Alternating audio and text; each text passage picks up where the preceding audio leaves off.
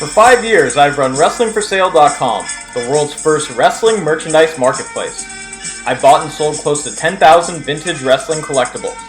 Along the way, I've had the privilege of meeting some of the world's most passionate collectors. Call them psychos, call them hoarders. Whatever you call them, join me as I explore their never-before-seen piles of gold. These historians and wrestling archivists all strive for one thing, the Holy Grail. I'm your host, Ted Hirsch, and this is The Wrestling Collectors. Our first guest on Wrestling Collectors is Adam Conta. He's one half of the best duo in vintage wrestling collecting.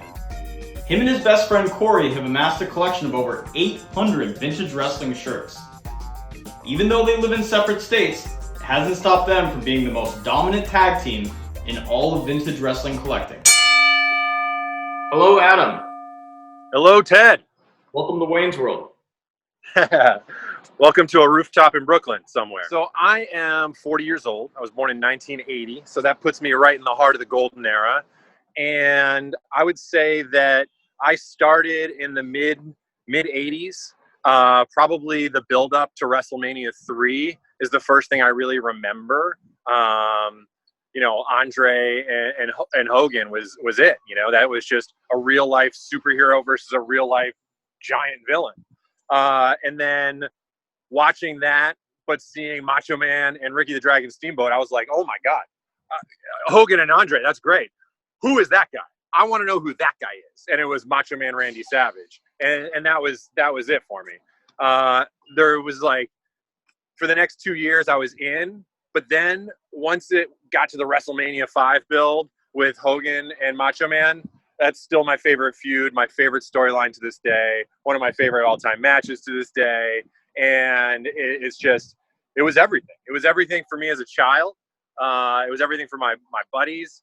And, even looking back on it now, I think it ages remarkably. If you look, we're in like this golden age of storytelling on television. Mm-hmm. And I think you'd be hard pressed to find a storyline with as much genuine, like, emotion, good versus evil, just by bringing in the audience, lifting them up, pulling them down, heartbreak, intrigue, as that storyline. It's still just one of the all-time greatest storylines in any entertainment medium. Yeah, and if you look at the duration of it, we're not going to see that anymore either. No. It was a year build. It continued on after it culminated at WrestleMania 5. I think it's by far the best rivalry in the history of wrestling. So I think you're spot on. So when did you start collecting? So I started collecting in 2004, I believe, 2005. I was in law school. I was bored in a property law class. I was on eBay, and I started looking for a Hulk Hogan t-shirt to wear. And I found an amazing Hogan shirt that I fell in love with. I'll show it to you in a few minutes. And that was it. That was the hook. I got that one shirt, and then I was like, oh, maybe I could get a few more Hogan shirts. And then it was, but I should get some Macho shirts. And then from there, it was just gobbling them up. And it's been 15 years and thousands of dollars since. It's a good thing your wife isn't around to hear you say that. But I keep telling her this is like the best investment we've ever made, these shirts. She keeps telling me, no, it's not, because you're never going to sell them, so it doesn't count as an investment. And obviously we know each other well. We've done many deals together, but we also just talk about this stuff all the time. And I started watching wrestling, all that stuff I said about WrestleMania 3 and 5. I grew up with this one guy, my best friend in the world. He's been my best friend since we were 3 years old. And he's as passionate as I am about it. And we collect together, really. We're a tag team. And we run the, even though we're lazy about it, we run the Instagram site, Vintage Wrestling Tees. And I'm 6'5", he's 5'10". It's a really great dynamic. If I buy something, it's a little too short for me, I send it out to him. He buys something, it's a little too big, he sends it to me. And, I think we're some of the best collectors in the world, but I think we're certainly the greatest tag team collectors in the world because we look out for each other and we've built an unbelievable collection together. It's something that keeps us connected. And I love that about it. But it's also, there's something that shifted. And I'm sure you can speak to this too. At some point, it almost went from being like a hobby slash obsession, depending on who you ask, to being somewhat of a responsibility almost. You know, I consider there's only a handful of us in the world that have collections at the level that we're talking about, and we're essentially like curators of a pop art museum. You know, if you tried to start a collection like this now, it's impossible. You can't do it. It's too rare and it's too expensive. You just wouldn't be able to build up. I mean, you know, between the two of us, we probably have 800 shirts or something. Yeah. And you're just never, ever going to be able to do that again, which is not just to like humble brag about the size of our collection, but we love it, you know, and the people who are on the level that we're on or appreciate that level also love it and they appreciate it. And so you want to do right by the community and you want to keep the collection as pristine as possible. You want to tell people about it. You want to talk to people about it. And you want to share within this community this like special sort of niche of what I consider to be artwork. Yeah. And I mean, you can compare it to gold, you can compare it to stocks, you can compare it to a lot of other things. Yeah. I think you'd be hard pressed to find something that's gone up in value as rapidly and with as much increase as these shirts have over the last couple of years. It's unbelievable going back on my Instagram and looking at early 2016 and seeing that I was looking at comments and people are like, oh my God, like, how are you charging $75 for this Ric Flair shirt? And now it's like, wow, that shirt is like pushing $400 now. Exactly. I can't even tell you the last time I bought a shirt for under $100. Right. And if it's a shirt that means anything these days, now you're looking at almost a minimum of $300. And I mean, I was lucky enough to do a show called Hidden Heat for High Snobiety. That was only a couple years ago. Mm-hmm. And in that, I talk about the prices. And if you look at that show now, the price points are, I mean, way off. Just in the last 2 years, 3 years, these things have just skyrocketed. It's been amazing to watch. I remember on the show that you were talking about the Ric Flair 1992 WWF catalog shirt. And I think great example. I think you threw out a number like, this is like a $200 shirt now. Yeah. I might have even said 150 at the time. Yeah, I think in an XL, I think it's pushing 400. Oh, well, I think if you put it up for a buy it now of $400, I bet you it would be gone within a half an hour. For sure.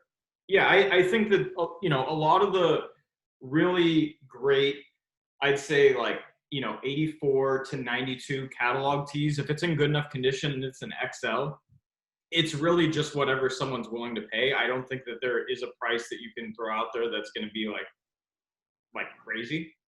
That's right. I think it's. I mean, there's certain things I'm looking for that might even be generic.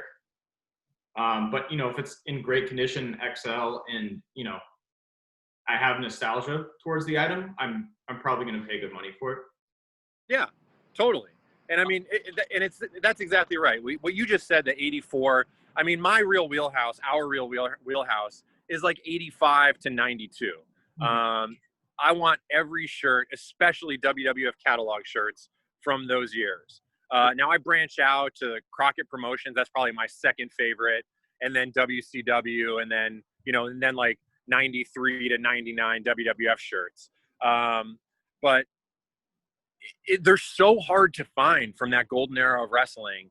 And they're so fun and wearable that the prices are just insane. I mean, I sent you a screen grab the other day. Someone offered us $2,000 for a Mr. Perfect shirt, a blue Mr. Perfect shirt.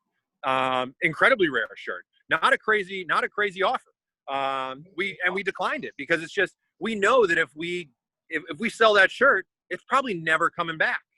And so that's part of it now too. It's just, these shirts are just so rare and they're so infrequent when they pop up.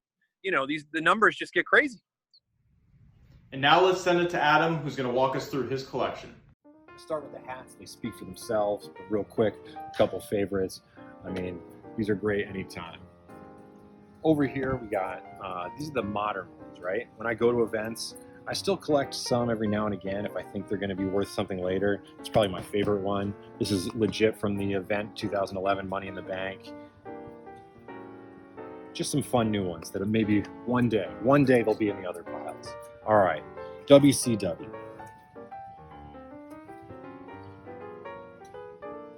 You know the old saying, if you know, you know. There's my favorite Flair shirt.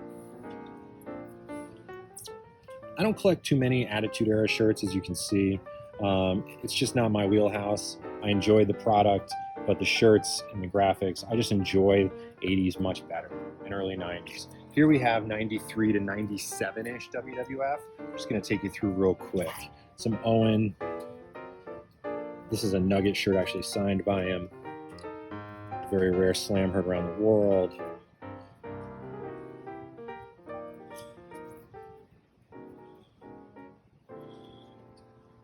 All right. Some more 90. Oh, there's a couple Japanese ones in there. Montreal Screwjob, 123 Kid. Yoko. The only all-over print that's acceptable, Two Dudes with Attitude. All right, now we're going to get into the meat. This is more 80s into 92 WWF. And these are what really got me into it. The original rock.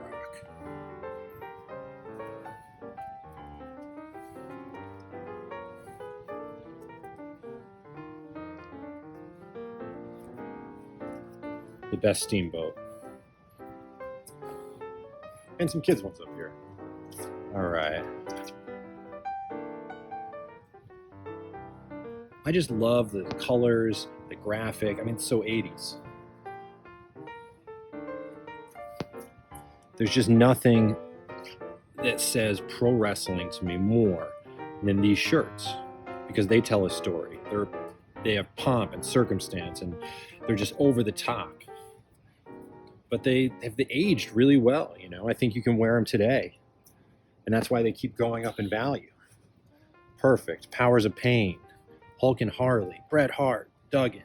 I mean, these are just icons.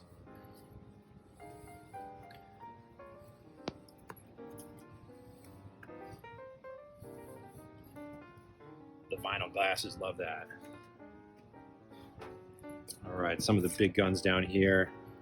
Love this War to Settle the Score. Favorite Taker shirt. Of course, Honky Tonk. And then some of my favorite JCP, the Jim Crockett Promotions ones. These ones too, they're just so fun. The graphics are so good. They tell a story for their character so well.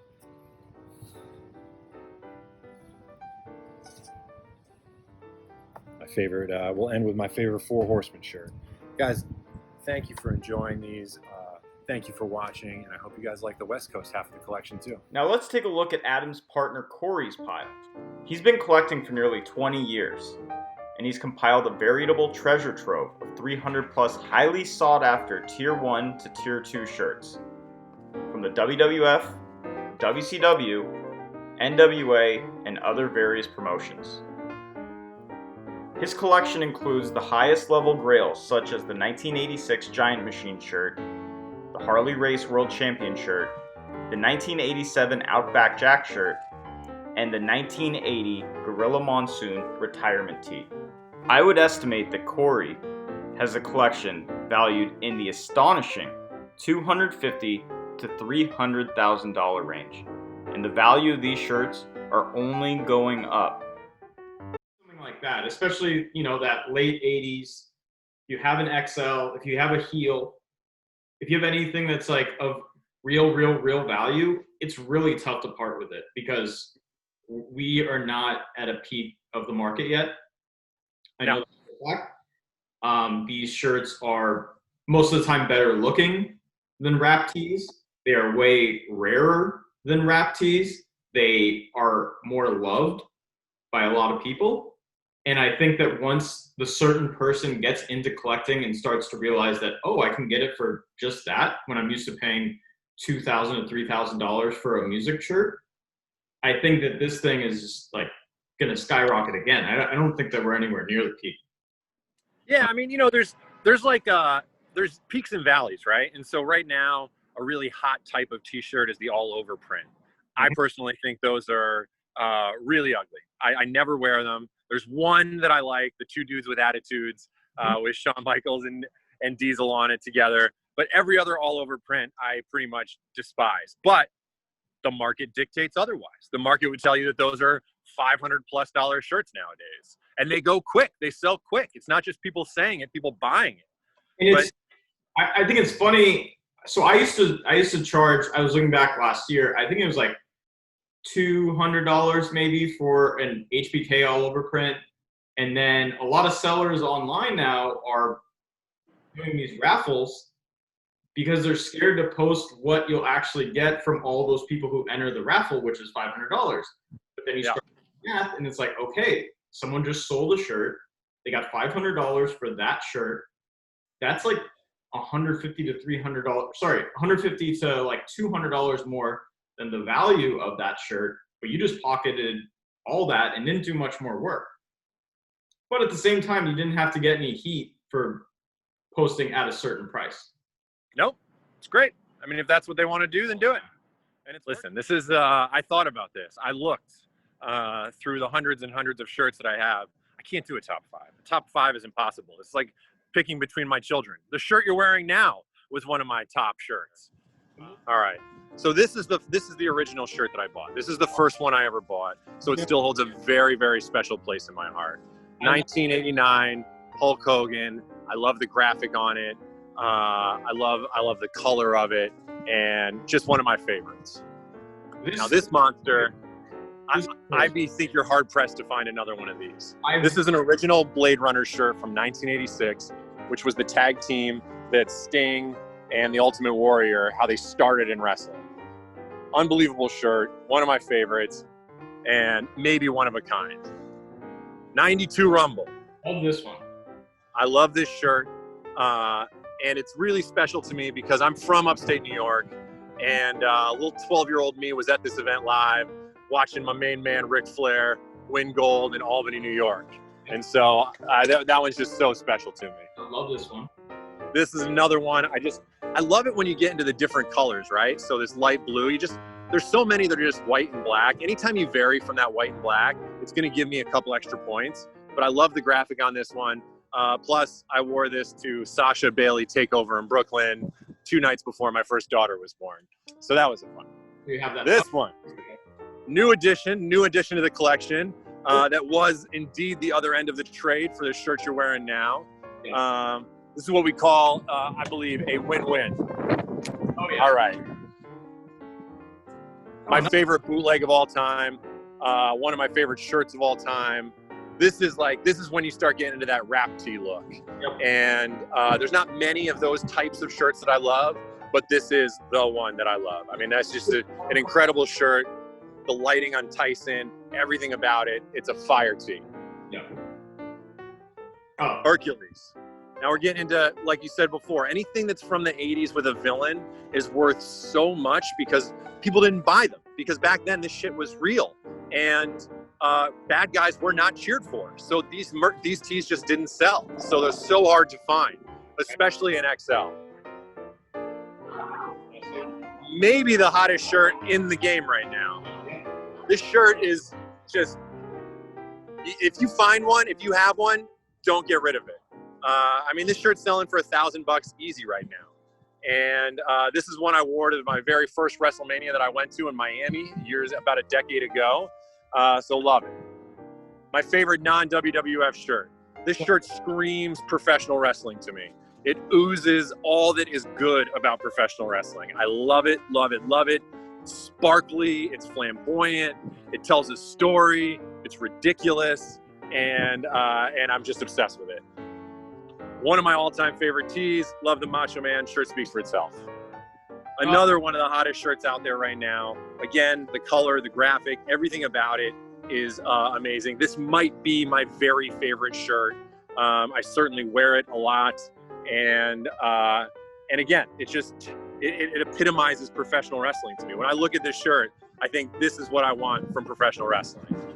That's my #1 shirt of all time, by the way. It's a great choice. This one I love because, again, I don't think I've seen another one. I think it's just a really, really fun Ric Flair shirt. It's one of the earlier shirts I got, probably 2006. And I just love it. I love it. I love the color. I love the fit, all of it. This bad boy, I believe, came from the $1 Million Man's personal collection. Again, this was probably the first grail that I searched for a long, long time. This one was so hard to find. It's such a cool looking shirt. Fortunately, you have one now, Corey has one now, I have one now. The world is right. But I think we all have spent a lot of hours looking for this particular shirt. I love the graphic. It's one of my all-time favorite graphics. Oh, Another just 80s bad guy shirt, crazy rare. Love the graphics, so clean. And that was another one I searched for a very long time. And I want to end with this one because we talked about it being my favorite feud, but it's also an incredible shirt. In my opinion, this is the most undervalued shirt in the entire wrestling shirt world. It is, this shirt is perfect. It tells the story, the graphics amazing. It's from an unbelievable event.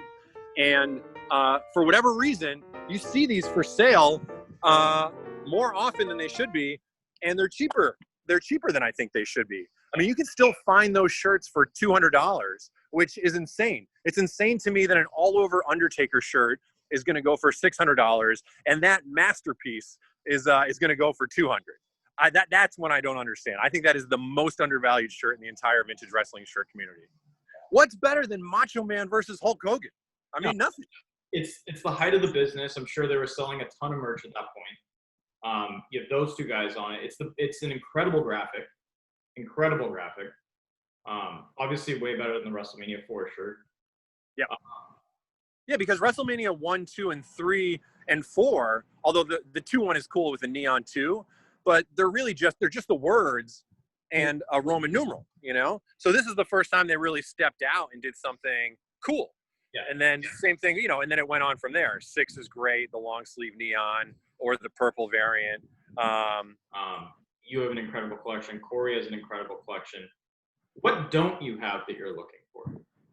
You know, we have a medium Rick Rude, but the one that I'm still looking for the most is the pink XL WWF Ravishing Rick Rude shirt. That's probably the one that's number one on my want list still. I know a guy out there who has one, you know who you are, and he'll trade it, but he'll only trade it for a Macho King. And I can't get rid of my Macho King because that's just my all-time favorite shirt. Real quick, I want to go over some of the trades that we've done. Yeah. I mean, I would say we've done several over the years, but I mean, there's two really to talk about, right? There's the one that we just showed people, the one, your shirt, the one you're wearing, the unbelievable Cactus Jack Mick Foley shirt. Definitely the best Mick Foley shirt that's ever been created. Plus with Travis Scott and everything going on now, just an absolute heater of a shirt worth skyrocketing in value. And you traded that to me for the that Ravishing Rick Rude shirt, the WCW, which is probably his best shirt. I mean, I'm still looking for the pink one, but wearability-wise and rarity, I mean, the one you have now and the one I have are really the only two of those WCW ones I've ever seen. Yeah. But we did one other trade that was a trade to end all trades.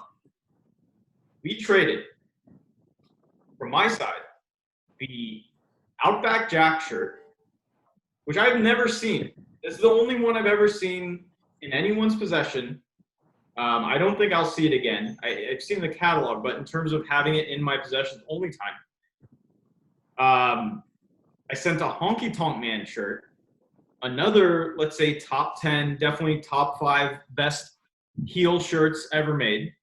Yep. And a Macho Man NWO shirt in jail. Yep. And that was the kicker. That was just like, let's throw this in. It was a little lopsided until that point. Because what'd you get? What'd you get in return? So I got I got a few shirts that I would consider either my rarest or the best shirts ever, which one is the Aqua Jesse the Body Ventura shirt that you showed earlier, which I think completely captures the era. I mean, just between the aqua color and then the print on him, it's like very, big at the time.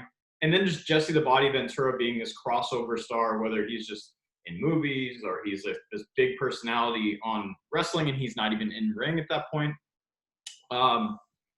Also sent me the Mike Rotunda, Captain Mike Rotunda. Captain Mike, Bray Wyatt's father. From 1990, I think it's in the 1990 WCW catalog. Yep. Easily one of the rarest dumb gimmick shirts that WCW put out. Between that and Big Josh and let's see, like PN News, I'd say that's by far my favorite. It's really the only wrestler that I love of all those dumb gimmicks. What was the last? Oh, and then the last one was my first time getting a King Kong Bundy in XL that actually fit me.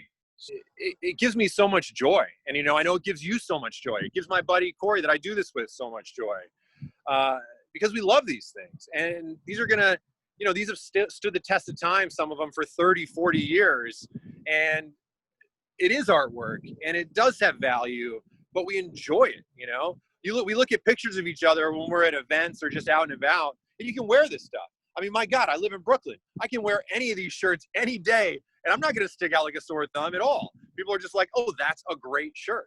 So, it's great that we get to do this. It's great that we love it. And it's great that we get to enjoy it in a tangible way by going out and wearing them. And there was nothing that we used to love more in the world than just going to WrestleMania or going to another event and just getting those compliments. Oh, that's an amazing shirt. That's an amazing shirt. Oh my God, I can't believe you have that shirt. Those are just the warm and fuzzy moments that come from all this. But it's a special community, and I love it. I love this hobby. When you show us what you have, it gives someone else the idea that item is out there, and they may have never seen that before. So, yeah. Not alone. This community that's happened on Instagram and wherever else, Facebook, it's incredible. I'm so happy that so many people are connected now. And so before we wrap it up, is there anything that you want to shout out, anything that you want to draw attention to? You can come check out our Instagram site at Vintage Wrestling Tees, but I'm not going to update it as often as you hope I am going to. For those who aren't familiar, definitely one of the more creative showcasings of vintage wrestling stuff. A lot of thought is put into it. Great sites that are selected where the photos are taken. Very, very well thought out. Thank you. Yeah. So, Adam, thank you so much. Please send my best to Corey. Absolutely. And even though he's not here, he's here in spirit. We're here in spirit. We're Bret Hart and Jim the Anvil Neidhart. One is not good without the other in the '80s. And there's no breakout champion on the way. I know, and it's really crazy because I think that you guys are going to have the tag team titles for the rest of your lives. So, congrats on the title reign. Enjoy the rest of your weekend, and thank you so much for your time. This is a great show. It's a great idea. I'm happy you're doing it, and I'm happy to be the opening main event. Thank you. It's a real Bret and Owen moment. Exactly.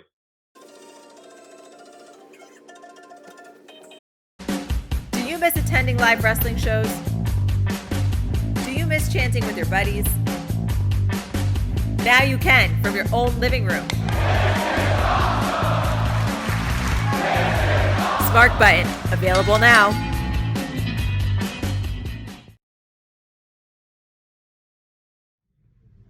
Okay, our next guest on the Wrestling Collectors is Peter Rosenberg. He's made a career as being a historian in the fields of wrestling and hip-hop. He's a very busy man, and he has a loaded schedule, which is filled with radio hosting jobs, as well as being an on-screen talent for WWE and ESPN. He's also a host of the world's #1 sports and recreation podcast, Cheap Heat. When he does have some time to collect, he's amassed one of the great vintage wrestling t-shirt collections in the world, which can only be described as major. It's a very crazy and tumultuous time, and sometimes you have to focus on what's important in life, and that is vintage wrestling merchandise. Yes. I feel like this dark corner of the internet is actually one that's fun and not scary and not, part of the... No, it is. It's one of the most harmless corners of the internet. I don't know how... It might be inhabited by some weirdos, but it's a pretty chill space. Brief history. We met in 2016. I just started Wrestling for Sale. You were one of the first I'd say 500 followers that I had. Wow. But, you know, we kind of immediately connected. There was a few things that you were looking for that I was kind of looking for. And I guess that's kind of been the story with us the whole time. Yeah. Well, I became a big wrestling fan around 1986, 1987, when I was 6 or 7 years old. The two storylines that really I remember most from my youth were Hogan Andre and Savage Steamboat. And which is one of the reasons I'm such a huge WrestleMania 3 mark, and always have been, always will be. I do, though I was not a Crockett guy, I was always aware of it, and saw, and watched it some. I was involved in it like tangentially, and knew who everyone was who mattered. And I stayed pretty hardcore into wrestling, really only into like the early 90s. And then was out for a good 10 to 12 years pursuing sort of hip hop and what eventually became my primary career. And then sometime around 05, did an interview with Taz and Michael Cole at a radio station I was working at, and started flipping on Raw, and I heard a theme song that sampled MOP, which was of course John Cena's theme song, and it like made me look up like, wait, who's this guy sampling MOP? And it's funny, I'm not the biggest John Cena wrestling fan, but he is a big part of why I got kind of drawn back in. Yeah. And fast forward a few years, it was collecting DVDs. And I have a huge DVD stash that's in storage right now. I had bought prior to that time, in the early 2000s when I was in college, like around 2000, 2001, I just had a moment of nostalgia where I ended up buying the WrestleMania 3 original main primary shirt and the Killer Bees catalog shirt. And those were the only vintage shirts I had for a very long time. And then I don't know. I guess I started wearing kind of modern shirts. I started wearing like stuff they would send me, like Edge and Cena, and and it kind of became my daily wear, like just throwing on these current shirts. And then at some point, I don't really know what triggered it. This one was probably close to it too. I probably found this one and started just wanting to get the ones that really meant something to me. I have my share of Crockett stuff. I had a period where I had a lot of ECW stuff. Most of it's gone now. Some of it I regret, but some of it is just like, it wasn't critical to me. So when I've gone through times where like I had to purge a bit and get things under control, that was kind of the stuff to go. Yeah. And then, I got more into mid-90s stuff as time's gone on, because obviously with my passion for the actual business, first and foremost, I've gone back and enjoyed so much from the Attitude Era and all the way through, Ruthless Aggression. So it's now expanded, and I have like slight taste all over the place, going all the way up to probably, I saw a dude post a couple days ago, I forget who, like one of the first singles Edge shirts. And even that interested me, like I was like, oh, the one that says, "You think you know me." Like, and I was like, oh, that's kind of hard. So as time goes on, you find things. And now I guess where it really dies out is like, once it gets to like the straight up, like not only post.com, but post tags. That's kind of anything up till that, like 07, you could find things that might interest me. Mm-hmm. And then after that, it's just a little too new, where if you're a vintage person, you just kind of aren't going to be that passionate about it. Yeah, I think there's a big divide between that mid-90s stuff that you're talking about, and then when the .com came out and people could order, because then it becomes accessible internationally. Anyone can order it. You don't need a catalog. It's just boom, you can order, get it sent to your house. And then into the WWE era, which I'm very opposed in terms of collecting, because that stuff can be made at any point. They can't put the WWF on a shirt. So I always say that's a safe bet because they can't recreate that. As long as it has, it's just like record collecting. It's a first press. They can recreate. They can make a Macho King shirt and put a WWE on it. Mm-hmm. It's never going to have the value. And I do think some of those Rock and Austin, it's hard to see right now because they were so mass produced, but they were also so mass popular that much like the Nirvana business when it comes to vintage, Nirvana is completely overproduced and now in this moment completely valuable. Yep. So I do think Rock and Austin will have an opportunity at that. So for me now, I do collect some of their stuff. It's just looking for the stuff that actually looks good, because with both, particularly Rocky, there's so little of it that looks good. You know, so much of it is crap. And Austin has more good ones, but he also has a lot of just whatever. Yeah.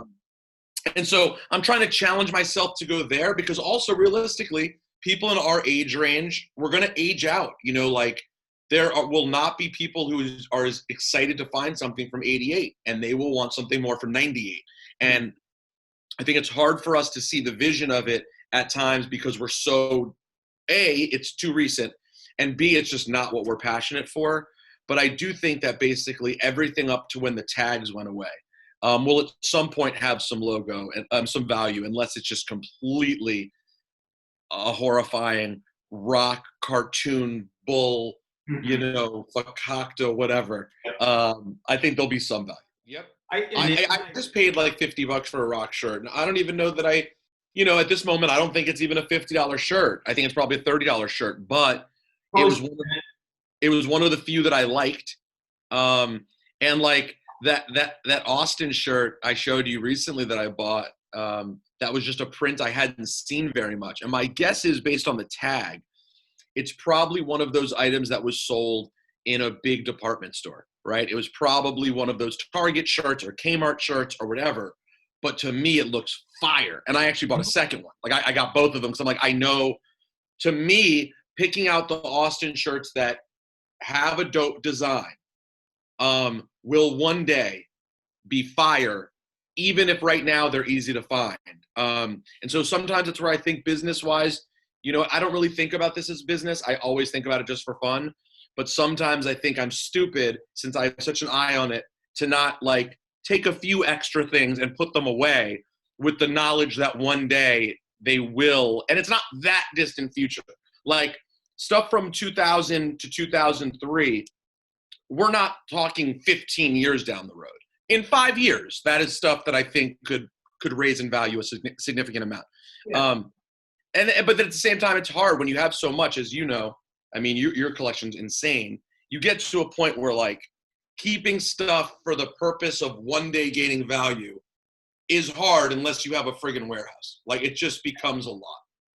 My philosophy on that is I'd rather just buy it later on and save the space. I know. It's, there are a handful of Austin things that are already hitting extremely hard. Like if you have a Blood from a Stone where he's bleeding from the face, it's worth a lot of money. Same with the Nick Foley injury shirt, anything like that. It's always going to be in demand no matter how mass produced it was. It's still going to be a $200 shirt, maybe even more these days, depending on the tag. And then, I guess the closest thing you can relate it to is like the Razor Ramon shirt, where there's so many of them made. I can't remember a time where that shirt wasn't on eBay. It's just like always on eBay. It just happens to always be $400. I know.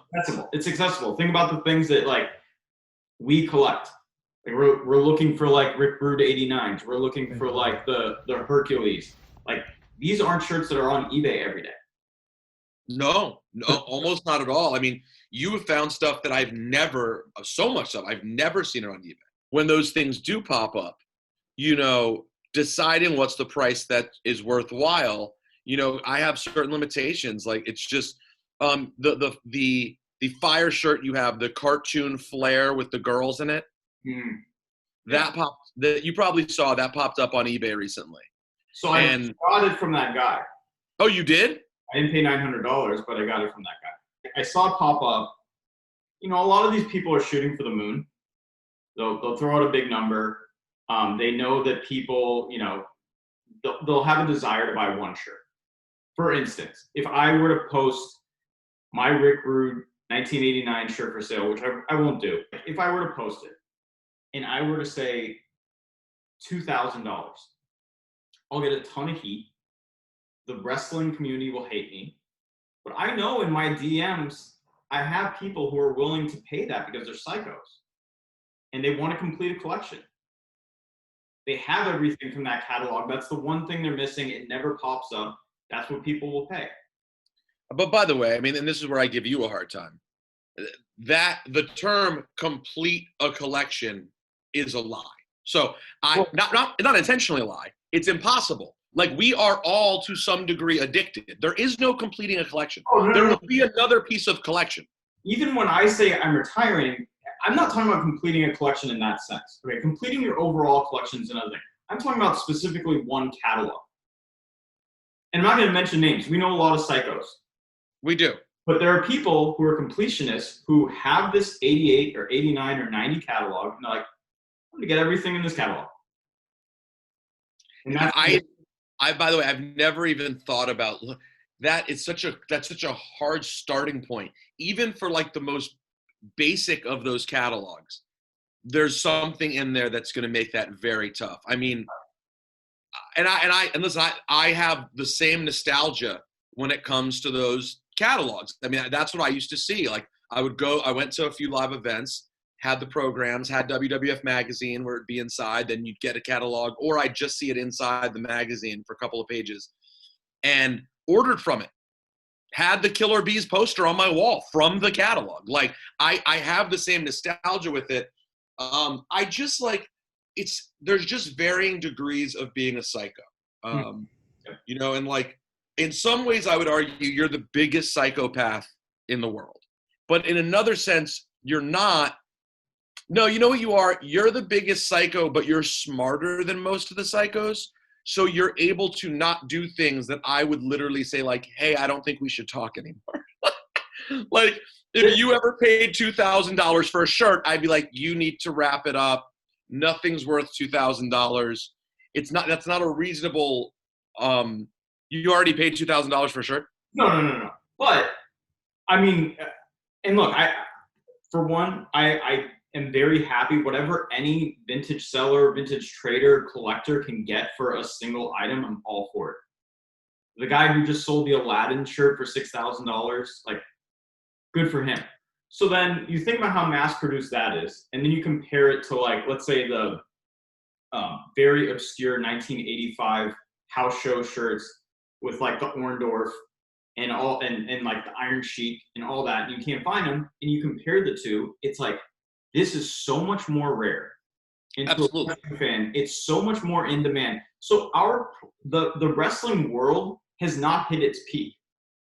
As all these other categories start like growing and growing and growing, and people start to familiarize with like how scarce some of these items are, I think the prices are just going to keep skyrocketing. So you're right. It's a really good point. And for me, you know, listen, gets into just really personal, who you are as a person, right? Like, you know, I listen, my friend recently, he's only recently gotten back into trading cards. And I'm talking about he's only bought 2 cards.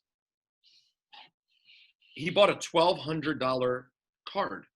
Mm-hmm. It's a 1-of-1 for a player, for a Jordan Love, the backup quarterback in Green Bay. If this will be the next Packers quarterback in theory, and it's the number 1, it's the best card that has been made of this guy, and it will be the best card because it's his rookie year, so it will be his best card. And it's a 1-of-1. It's a 1-of-1.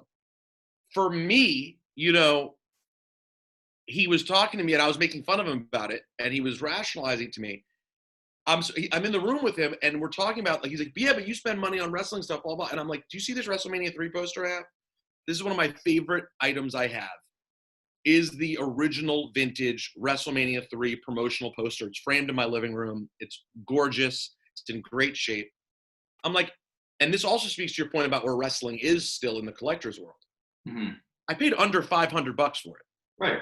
Under $500. It is absolutely perfect. I'm sure it was somewhat mass produced at the time in Pontiac, but it wasn't all over the place, right? How many people are buying I think a poster is the most annoying thing to buy at an event. Buy the poster. Probably doesn't have a tube at that point because it's 1987. It just has a rubber band. They kept it so clean. They didn't spill beer on it or whatever the fuck is being thrown in that stadium at that moment. And then it gets to you in 2020. You know, think about the condition. Think about how safe it needs to be in. That space that it takes up, $500 is nothing. The most expensive collector's anything I have in my life, and I imagine it would stay this way, that is my jukebox, right? And it's a 1963 Rockola Regis jukebox. Mm-hmm. And I bought a good one that was in pretty good working shape, looks beautiful, and it will be the primary sort of piece of furniture in my home till the day I die. Like forever. It is a forever thing that exists in your home, and people come into your house, and you don't have to be a weirdo wrestling freak like us to go, oh my God, this is cool. Can I use this? This is neat. So I say that to say, I love this stuff so much. It's such a fun passion of mine. But when it comes down to getting into the like over $500 for an item range, which I've never done for anything wrestling, it would have to be, I'm not saying there's not a situation it would happen. You know, like if you were to show me the rarer version, perfect looking, extra large Texas Tornado, I could maybe get pushed to $600 or something. But that's my number one most wanted. Right. And it would still be very hard for me. In your mind, well, first of all, I remember maybe this time last year, I think 300 was your limit. So you're becoming a psycho too. Not that you weren't before. I think that you have the 600 in your mind. I think I would push you to 8, and you probably get to 1,000, and then we'd make some trade and make it all work. But by the way, and for the record, you want to see why I'm at? You want to see why I'm no longer at 300? For the reason I'm no longer at I can't have 300 as the limit is because you pushed me here.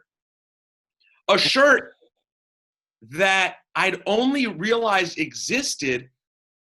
Who posted a picture of this? We saw a picture of it.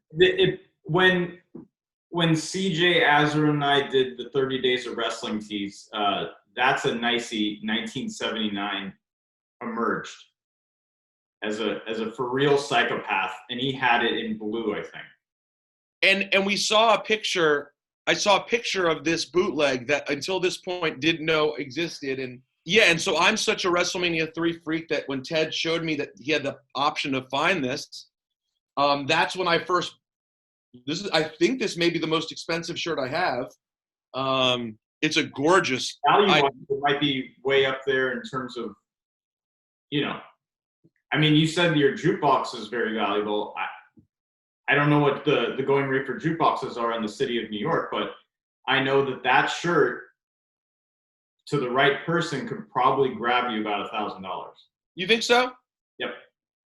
Between everyone being obsessed with bootleg parking lot tees, the event, the fact that you have Dynamite Kid on a shirt, which doesn't really happen.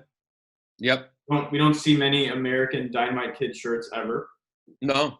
I think that right there will, you know, to a for real collector would pay that or more than that. I paid I may have paid actually more. I may have paid more for this or close to the same. Yeah. And you have the version with the vinyl on the glasses. Yes, the glasses are raised vinyl. So I do not have that. I have the version without the vinyl.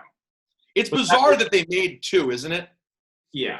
These are not in order of my top 5, but they're just there. They're around the top 5 to 10. You know, this is not the most uncommon shirt ever, but it's rare and it's a perfect shirt. It's comfortable and it's as great hand as it gets from a NWA standpoint. And in terms of comfort, yes, it's one of my most comfortable shirts that I own. And just the fact that it's flare and dusty, it's I put it in my top 5 shirts of all time. I love it. and it should be. Yeah, You recently got me this. I love this shirt. love that.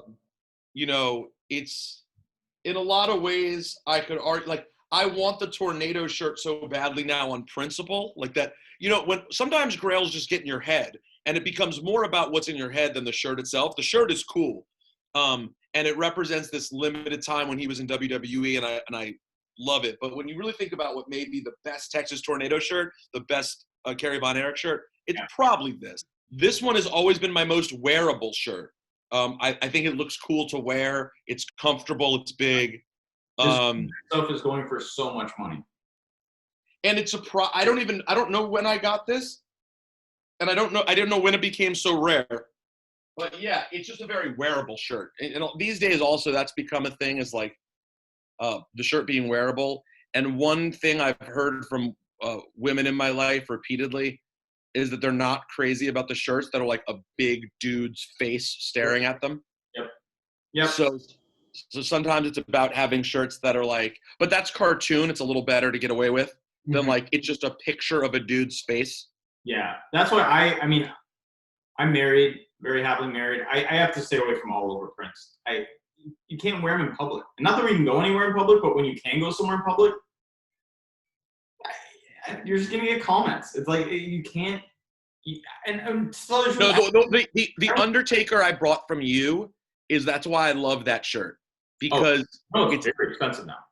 And it's because it's an all-over print that doesn't feel like an all-over print. It just looks like a weird multicolor shirt. Right. And I love that. But the ones, my Brett one, I might even sell my Brett one. The Brett one that's like the Target design one. Oh, not the blue. No. That's different. The one that has the Target, it's just a lot. It's a lot. Yeah. It's very interesting that the blue one has emerged as like the shirt that people are going after. Well, the one that you got for me originally, it was the first you and I had ever even heard of it. It wasn't even a thing that I was aware existed. Right. And, you know, frankly, do we know anyone who has that shirt who didn't get it from you? I don't know, because the only like 6 or 7 that I've seen, I've had all of them on my possession. Right. And I don't know how. I mean, I got very lucky with the pile from Brett and Boyd. And that, I mean, looking back on it, I should have just held everything until now, when this all over print nightmare really took full form, and I probably could have sold everything for double. Yep. And instead you hooked people up. So I think we covered your holy grail. If anyone out there has a Texas Tornado ringer in XL, my man needs it. Even an L, we could have a conversation, but the XLs would be perfect, but even an L. And people, I have a medium to trade. So let's have a discussion. My agent has a medium on him. How's the condition of that medium? Solid? Pretty good. I mean, I think you could stretch it and probably fit it. I mean, listen, maybe we'll give it a shot. But I don't know. These days, I need to drop 10, I think, for that to work. Well, it's good motivation. Very good motivation. That's how I see it. I just want to be able to fit into all my shirts that I like. I know. I'm up 5 pounds now from where my best at quarantine, though, so I got to keep working. Well, you'll get there. Thank you. I know you're very, very busy. Is there anything that you want to plug or anything that you want to discuss before you leave? No, follow my wrestling merch page, the Ultimate Wrestling merch. I haven't been that focused on it right now, but I'm going to continue to grow it. It's just a fun place for me to post things that I love. And yeah, I mean, the more people who are truly passionate about this and involved in it, the better. Like any bit of culture, like you obviously want the people who are in it to care, you know? And I'm sure there are a lot of people who, when they came to know who I was or whatever, even though most of those people I'd been collecting longer than them, let's be honest, I'm sure they saw me because I'm somewhat notable as a personality, and were like, fraud. And I'm literally the exact opposite, legitimate, real life, daily psycho of this, and have been now for a long, long time. So I just hope that everyone who's involved in it sees it the same way. Well, I'll tell a quick story before you leave, just to back up your point. Before I started Wrestling for Sale, I'd say this was like early 2015. I went to Ann Still while it was still open on La Brea.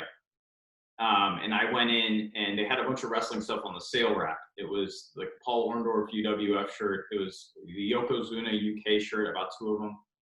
Some Tatanka stuff. And really a lot of the early things that got me started in terms of selling on Wrestling for Sale. But when I go to check out, they're like, yo, do you talk to Peter Rosenberg? And I'm like, who? And I'm not a New York hip hop guy. I don't know who you are in LA. I barely even like watched TV at that point. I didn't watch wrestling. Right. You didn't even watch wrestling. I forgot, right? Like the word was at that store, and then it happened again. I went to another store and I was buying wrestling. They're like, are you in touch with Peter Rosenberg? And I'm like, who's this Jewish guy who knows everything about vintage wrestling world? So I'm happy that we did get to connect eventually and become shoot friends. And yeah, real shoot friends. Me too.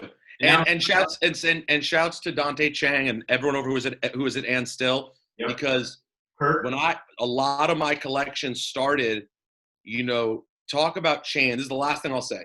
You talk about change. I was going to Ann Still in like 2013, 14, 15, whatever it was. And I would be like, I can't believe that UWF Orndorff shirt, which I've since sold or gave, you sold or I sold. I don't remember. It's gone. That shirt got there, for probably $50, and I thought it was a lot. Yeah. I got the War to Settle the Score there. And I was like, I can't believe I'm doing this. And I think I paid $75. I mean, well, the War to Settle the Score is what an XL War to Settle the Score is worth. How much now, you think? I think it'd be close to $1,000. I mean, I'm not kidding. $75. I mean, that was 5 years ago. 6 years ago. And that's, to my point earlier, I don't see it stopping. I think 2021, 2022, we're going to start seeing other prices that are going to be like, what the fuck's going on? Yeah, it's crazy. So I'm happy to be shoot friends with you and doing it too. It's been fun. I mean, now listen, we're sort of like the Horsemen of Jace. I mean, there's a lot of power here. A lot of power. You know? We have it's like we're like Heenan and Perfect together. You know what I mean? Yeah. We're like Heenan, Perfect, and like maybe we'll throw in one more person as the Flares, like the perfect trifecta. That right. Perfect, flawless trifecta. Yeah. Oh, and depending how much bolognese we're eating, maybe Earthquake. Earthquake and Typhoon adjacent. Okay. Well, I will leave you alone, and I will let you get back to your day. Thank you so much for coming on. We will talk. Cheers, soon. bro. Thank you. Talk soon.